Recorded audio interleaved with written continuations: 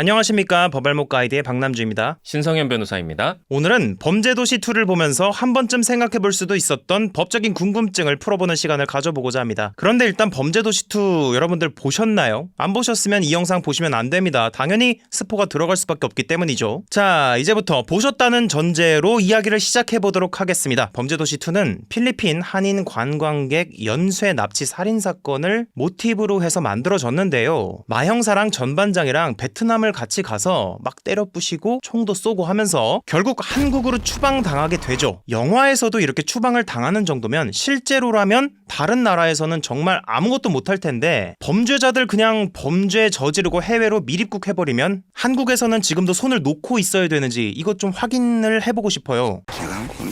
사실 강해상이 호기롭게 최용기의 아버지를 잡으러 가지 않았다면 그냥 영화도 거기서 끝날 수밖에 없었다고 생각을 하거든요. 기본적으로 그 나라의 수사권을 존중을 할 필요는 있습니다. 다만 이제 영화의 배경이 된 이 베트남과 우리나라는 2003년에 이미 범죄인 인도조약 그리고 형사사법 공조조약을 체결한 바가 있어요. 그리고 이제 그 이후에 2017년에는 베트남 데스크, 코리안 데스크를 양쪽에 경찰이 각각 설치를 해서 한 라인을 구축을 해서 심지어는 이제 공동 작전을 수행할 수 있을 정도까지 이렇게 발전을 해왔기 때문에 지금은 이제 뭐 손 놓고 있는다라는 표현은 좀 안 맞는 것 같고 영화에서도 사실 정식 절차를 밟아서 공조를 했으면 뭐 조금 가능할 수도 있지 않았을까 싶긴 한데 아마 영화가 배경으로 삼고 있는 그 시절에는 그 정도까지는 긴밀한 협조가 안 이루어졌을 수 있겠다. 그래서 손 놓고 있어야 하는 상황 그리고 그걸 두고 볼 수 없는 마형사의 성격 뭐 이런 것들이 어우러져서 영화가 된 것 같습니다. 아까 말씀하신 대로 이게 사실 필리핀에서 있었던 살인사건을 모티브로 해서 만든 영화거든요. 필리핀은 베트남보다 먼저 이 조약을 체결을 했습니다. 그래서 이 실제로 이 모티브가 된 그 사건의 이 당사자들, 범죄자들 3명을 필리핀 살인기업이라고 불렀다고 해요.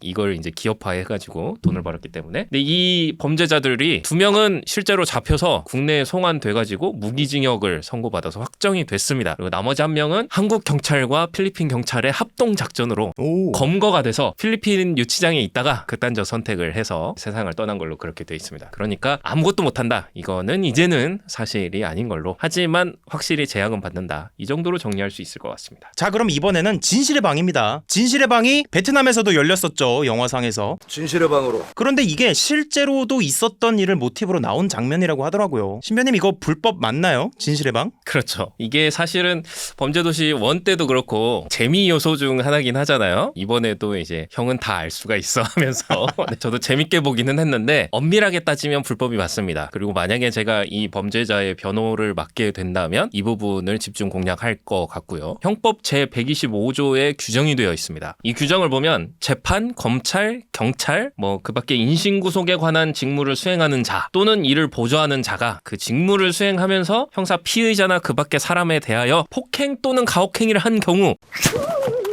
이 조항으로 처벌을 하는데 5년 이하의 징역, 10년 이하의 자격정지. 그렇기 때문에 우리 마형사가 잘못하면 5년 동안 감옥에 가고 10년 동안 경찰 생활을 못할 수도 있는 중대한 범죄에 해당합니다만 근데 헬멧이 튼튼한지 확인을 해본 거 아닐까요? 예. 그러니까 이제 그런 식으로 둘러대야 되겠죠. 그리고 네. 어깨가 굉장히 뭉쳐있는 것 같길래 그 주물러준 거 아닐까요? 그렇죠. 그러니까 CCTV를 가리고 하잖아요. 가린 게 아니라 네. 거기 파리가 앉아서. 그러니까요. 불법은 맞다라고 말씀드려야 될 것 같아요. 하지만 재밌었습니다. 자, 이 마형사의 무지막지한 힘 때문에 영화 전반부부터 계속 나오는 것이 과잉 진압 논란입니다. 그래서 뭔가 이 결정타를 먹여야 될 때마다 마형사가 고민을 하는 듯한 그런 장면이 연출되었죠. 하지만 이들은 경찰이 아니겠습니까? 저는 그래서 영화에 나온 장면 중에서 과잉진압이라고 느꼈던 부분은 없었다고 생각하는데 한 부분만 빼고요. 신변님께서는 이 영화에서 마형사 이 뭔가 과잉 진압을 한다라고 느껴지는 부분이 있습니까? 저는 개인적으로 이 강력범죄, 네. 특히나 이렇게 칼 들고 사람 죽이고 하는 이 범죄에 대해서는 과잉 진압이라고 느껴질 정도로 강력하게 대응해야 된다라고 생각을 하기 때문에 일반 범죄와 달리 그렇기 때문에 저는 영화를 보면서 계속 시원하게 봤기 때문에 과잉 진압이라고 말씀드릴 만한 부분이 딱히 떠오르지 않는데 그래요? 네, 그런데 이제 본인이 한 대 치면 이 사람이 정신을 못 차리고 실신할 판단할 수 있다라는 걸 알면서도 그랬다면은 징계 검토까지는 해볼 수도 있지 않을까. 그래서 보면은 마영사도 좀 주저하지만 그 반장도 계속 말리려고 하는 걸 보면 충분히 문제의 소지가 있어서 그러는 거긴 한데 그래도 뭐 그 정도면은 내부에서 알아서 잘 정리해주지 않을까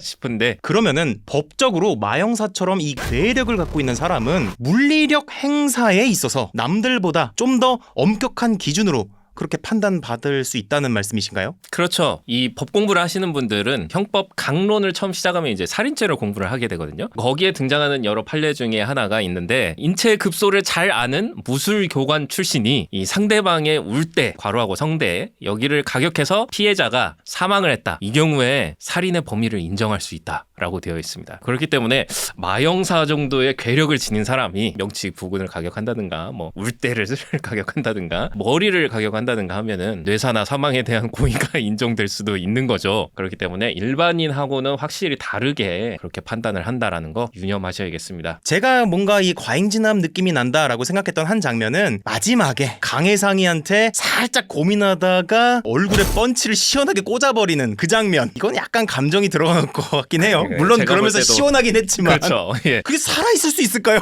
사람이 얼굴이 짜부됐을 것 같은데요. 주먹으로. 그러니까요. 본인도 이제 문제가 된다는 걸 알고 열심히 도망을 가죠. 자, 인질교환 장면에서 장이수는 경찰도 아닌데 마형사로부터 강압적으로 위험한 운전기사 미션을 수행하게 됐습니다. 그러다가 돈을 갖고 튀려고까지 했죠. 법적으로 보면 장이수랑 마형사 이 둘 중에 누가 더 나쁜 사람입니까? 단순하게 좀 생각을 해봤습니다. 네. 일단 장이수는 본인이 하기 싫은 일인데 하게 됐죠. 마형사가 시켜서 이게 강요죄에 해당을 하게 됩니다. 그러니까 마형사가 강요죄에 네. 해당한다는 거죠. 강요죄는 법정형이 5년 이하의 징역 3천만 원 이하의 벌금입니다. 장이수는 말하자면 경찰이 맡긴 돈을 가지고 튀었죠. 남이 맡긴 돈을 가지고 튀었으니까 횡령죄에 해당을 할 것 같아요. 근데 횡령죄는 5년 이하의 징역 1,500만 원 이하의 벌금이기 때문에 징역을 따지고 보면 비슷한데 벌금으로 따지고 보면 강요죄가 좀 더 높아서 네. 이제 마형사가 나쁜 놈이다라고 할 수 있는데 금액이 좀 많았죠. 5억이 넘어가면 이제 특정 경제범죄 가중처벌 등에 관한 법률이 적용이 돼서 네. 하한선이 3년 이상으로 올라갑니다. 또 하한을 따지면 이제 장희수가 나쁜 놈이 될 수도 있고 아니 물론 장이수는 여러 가지 범죄를 더 저지르고 있는 정황이 영화에서 포착되긴 했는데 네. 그 장면만 보고 판단을 해봤습니다. 네네. 형법에 살인죄를 저지르면 사형, 무기 또는 5년 이상의 징역에 처한다고 되어 있습니다. 그런데 영화상에서 강혜상 이 죽인 사람 도대체 몇 명인가요? 10명은 넘는 것 같은데 너 납치된 거야.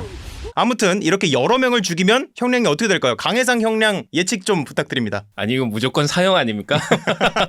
우리 양형 기준표 상으로도 이 살인죄를 유형을 5가지로 나눕니다. 제5유형의 이름이 극단적 인명 경시 살인이에요. 불특정 다수를 무차별적으로 살해했는데 2인 이상일 경우. 뭐 살해욕을 충족시키기 위해서 살인을 저질렀는데 그게 2인 이상일 경우. 이거거든요. 그리고 이에 준하는 경우 이렇게 돼 있기 때문에 이미 이 유형에 해당합니다. 이 유형에 해당하면 어떻게 되냐면 감경을 아무리 받아도 최하가 20년이에요. 무조건 20년 이상은 나온다는 거죠. 요 정도면은 그냥 사형 아니면 사형 선고를 안 해도 무기징역이죠, 무조건. 지금 우리나라에서 사형 집행이 안 된 지 꽤 됐지 않습니까? 그런데 만약에 강혜상이 갑자기 뭐 내일 잡혔다 이러면은 집행할 것 같습니다. 갑자기. 네. 네, 오늘은 이렇게 저랑 신변님이 같이 재밌게 같이 본 건 아니고요. 따로 봤는데 서로 재밌게 본 범죄도시 2 얘기를 한번 해보고 싶어서 영상을 기획했고요. 아직까지 안 보신 분들이 있으시다면 그냥 빨리 보세요. 진짜 재밌어요. 제가 보증합니다. 너무 재밌어요. 네, 끝까지 시청해주셔서 정말 감사드립니다.